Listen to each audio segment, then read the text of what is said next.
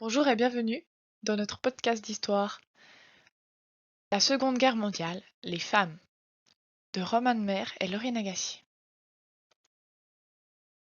Notre podcast va se dérouler en trois parties. Tout d'abord l'introduction où nous allons introduire le contexte historique ainsi que la problématique, suivi du développement où nous allons analyser trois sources, et pour finir, la conclusion où nous allons faire un retour sur la problématique. Tout d'abord, l'introduction. Le monde est la guerre. Pour rappel, la Seconde Guerre mondiale est une guerre totale où tous les secteurs des pays ont été touchés. Mais il y a aussi le fait que une grande partie des pays du monde ont été touchés par cette guerre, comme l'Europe avec les Alliés versus l'Axe, le Pacifique avec le Japon et les USA, l'Afrique avec les colonies des pays d'Europe. Il y a aussi un tout autre mental dans cette Seconde Guerre mondiale car elle a été influencée par la Première Guerre mondiale. L'Allemagne veut une vengeance. Les soldats ne partent pas à la fleur au fusil. Et la peur règne. L'Allemagne nazie. L'Allemagne nazie, durant le XXe siècle, porte le nom de Troisième Reich. La crise économique de 1929 va fragiliser les esprits, ce qui va permettre à Adolf Hitler de proposer le parti nazi. Adolf Hitler devient alors chancelier d'Allemagne. Le Troisième Reich est effectif de 1933 à 1945. Il est dirigé par le Führer, le guide, Adolf Hitler. C'est un État dictatorial où l'unique parti de ce gouvernement est le parti nazi. C'est un État policier, avec un seul dirigeant et un seul parti à tous les pouvoirs. La Shoah sera mise en place depuis 1941 jusqu'en 1945. La Shoah est l'extermination systématique contre le peuple juif. La race aryenne est le non-mélange génétique, est un précepte défendu par Adolf Hitler. Il ne veut pas que les races se mélangent, considérant la race allemande et germanique supérieure aux autres.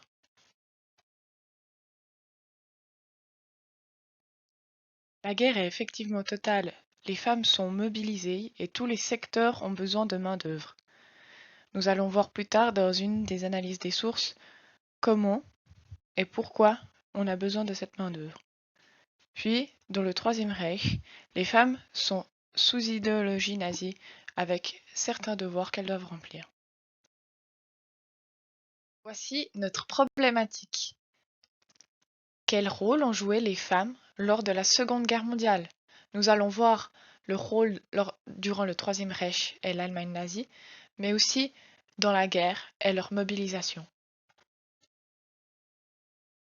Pour notre première source, il s'agit d'une affiche de propagande qui a pour titre The girl he left behind, he's still behind him, she's a wow.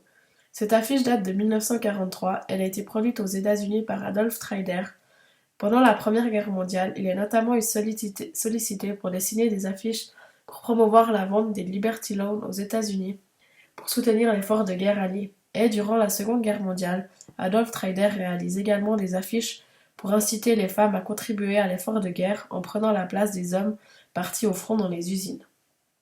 Sur cette affiche, nous pouvons voir qu'une femme y est représentée avec des habits qui nous rappellent ceux d'une ménagère. Effectivement, elle porte un bandeau rouge et blanc dans les cheveux, elle a les manches retroussées, et elle porte des gants de travail. Cependant, elle tient dans sa main une clé plate, un symbole d'un travail réservé aux hommes. Il y a donc un vrai contraste entre les habits qu'elle porte et ceux qu'elle tient dans la main. Ce contraste montre que la femme n'avait pas l'habitude de travailler à l'usine car ses habits ne sont pas appropriés. En arrière-plan, nous pouvons voir un soldat avec un fusil dans la main. Il est sans doute sur le champ de bataille. La femme en avant le regarde. La femme est mise en avant sur cette affiche pour montrer que c'est grâce à elle que les soldats peuvent aller à la guerre et qu'ils ont des munitions.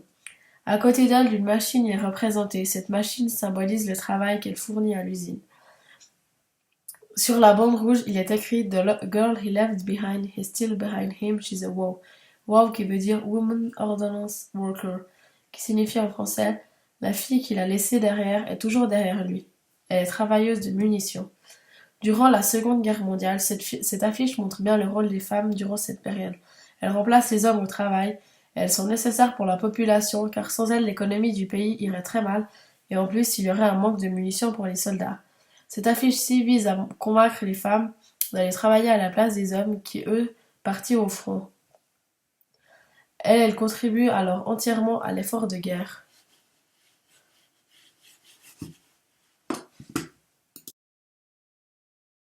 Pour notre deuxième source, il s'agit de la croix d'honneur de la mer allemande. Nous pouvons observer que cette croix d'honneur est représentée par une croix de fer et, au centre, l'emblème nazi.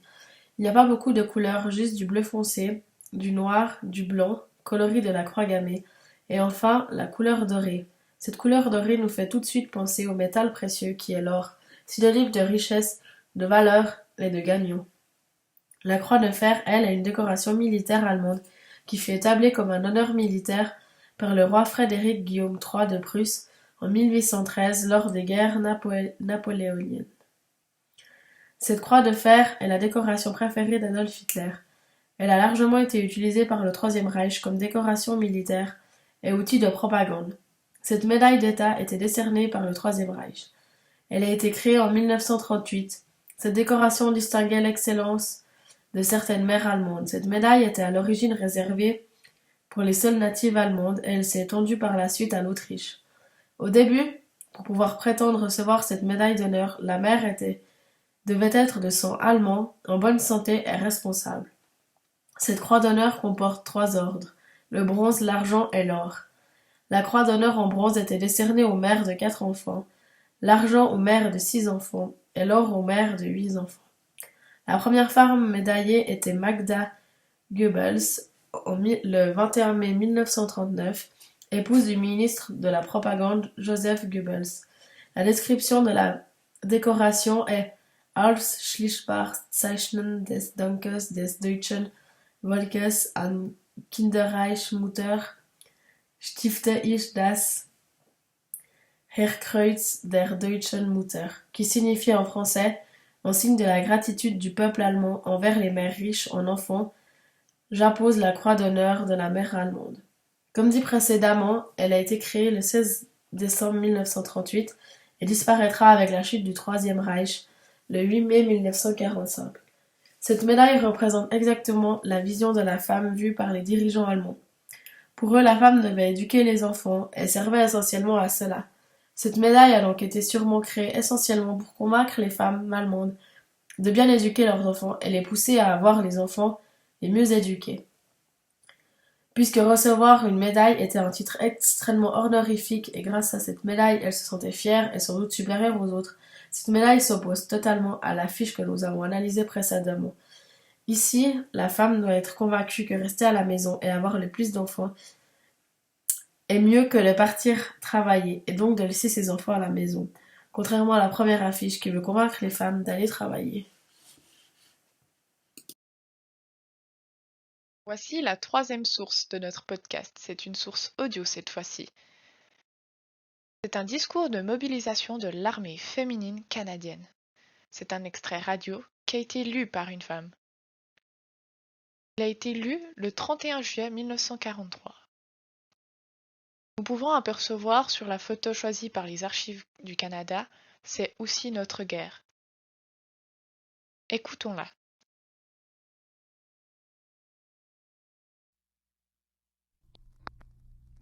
Femmes du Canada, femmes soldats, je vous nomme ainsi, sachant par notre histoire que nos femmes se sont toujours montrées soldats, qu'elles se sont toujours montrées à la hauteur de leurs tâches, qu'elles se sont toujours montrées capables d'entreprendre la défense des choses qui leur sont chères. C'est donc à chacune de vous que je m'adresse. Le Canada est en guerre maintenant depuis près de 4 ans. Cette guerre est la nôtre. La cause de la liberté, de la justice et de la démocratie est notre cause. Nos hommes donnent leur vie, et nos hommes se battront aussi longtemps que l'ennemi vivra.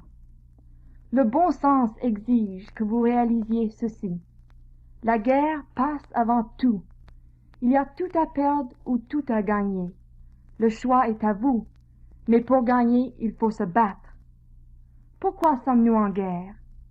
Nous défendons notre bel héritage, notre glorieuse tradition. Nous défendons le genre de vie que nous voulons vivre. Nous nous battons pour assurer la tranquillité et la paix pour l'avenir. Nous voulons toutes ces choses, et pour nous et pour nos enfants. L'avenir dépend de nous. La génération qui vient compte sur nous. Il faut envisager les faits et agir en conséquence. Aujourd'hui, encore une fois, nos hommes sont en guerre. Ils nous appellent pour leur venir en aide.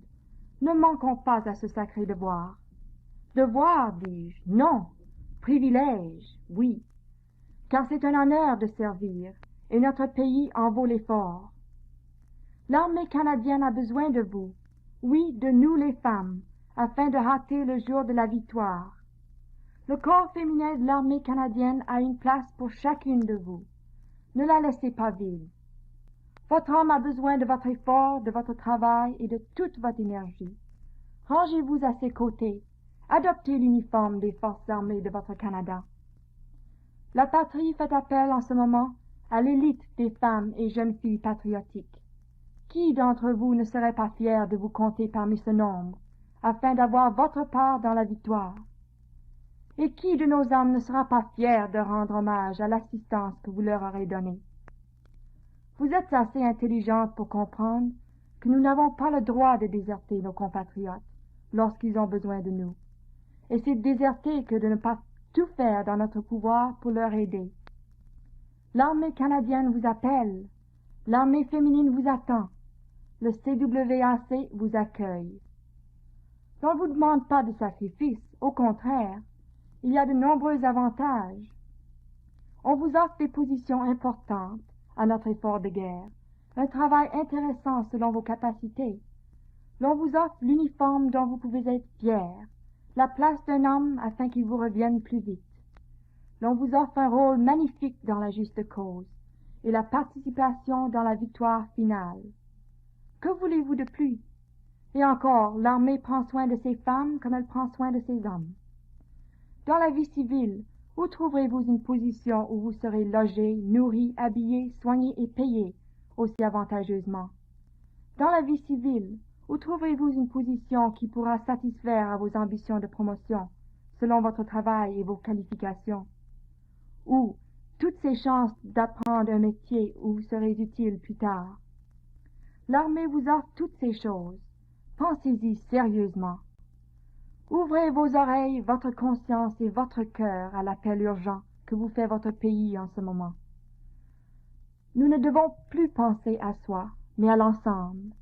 Réveillons la fierté de notre race et d'une voix disons « Je me souviens ». Vos sœurs dans le CWAC vous attendent. Venez avec nous et ayez la grande satisfaction du devoir accompli. Vous ferez un travail de la même importance que celui des hommes, car vous les remplacerez. Montrons-leur ce que nous pouvons faire, afin qu'ils puissent toujours dire de nous « Vive la Canadienne !» Voici maintenant l'analyse de cette troisième source. Donc cette source audio, je l'ai décortiquée en trois grands arguments. Tout d'abord, nous avons l'idée d'égalité des genres, où la femme aurait la même importance que celui des hommes, et que les hommes ont besoin d'aide, et cette aide, c'est celle des femmes. On peut l'entendre par exemple quand la femme annonce « Ayez la satisfaction du devoir accompli ». Vous ferez un travail de la même importance que celui des hommes, car vous les remplacerez. Montrons-leur ce que nous pouvons faire afin qu'ils puissent toujours dire de nous « Vive la Canadienne ».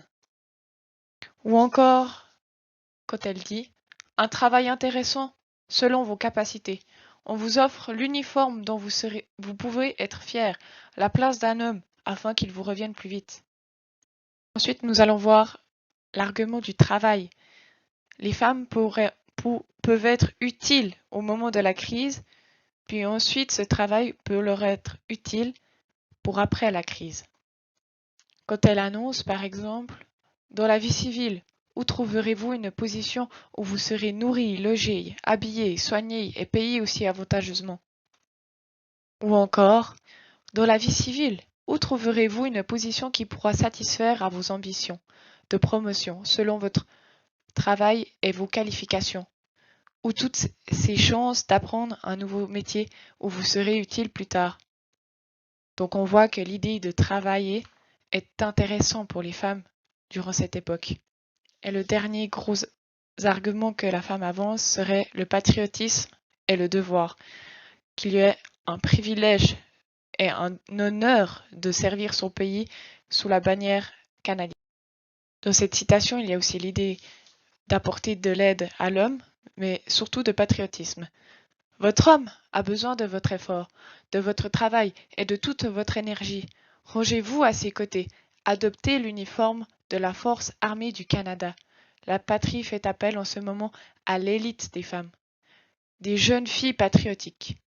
Qui d'entre vous ne serait pas fier de vous compter parmi ce nombre afin d'avoir votre part dans la victoire, et qui de vos hommes ne sera pas fier de rendre hommage à l'assistance que vous leur avez donnée. Ou bien plus tard, quand elle annonce aussi « Aujourd'hui, nos hommes sont en guerre et nous appellent pour leur venir en aide. Ne manquons pas à ce sacré devoir. » Devoir, dis-je? Non. Privilège? Oui. On voit donc que le devoir et le patriotisme est aussi quelque chose qui fonctionne beaucoup. Pour conclure et donc répondre à notre problématique qui était quels ont été les différents rôles et conditions des femmes durant la Seconde Guerre mondiale, nous pouvons conclure que les femmes ont joué un rôle important durant la Deuxième Guerre mondiale en allant travailler à la place des hommes. Dans plusieurs pays comme aux États-Unis, elles étaient encouragées à aller travailler en dehors de chez elles. Des affiches de propagande étaient publiées.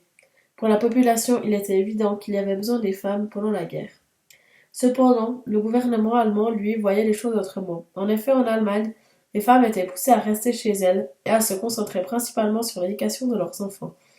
Et, comme la médaille l'illustre, il y avait une concurrence entre les mères allemandes pour savoir laquelle éduquait le mieux ses enfants.